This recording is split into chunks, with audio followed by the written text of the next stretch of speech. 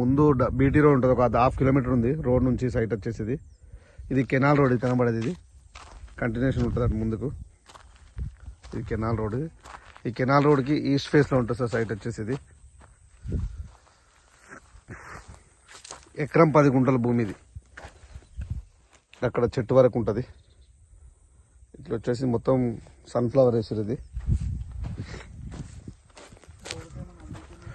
అక్కడ వరకు చెట్టు వరకు ఉంటుంది సైట్. ఇది వచ్చేసి కంటిన్యూషన్ అక్కడ స్క్వేర్లో ఉంది బిట్ వచ్చేసి. ఇది ప్యూర్ రెడ్ సాయిల్ భూమి. ఇది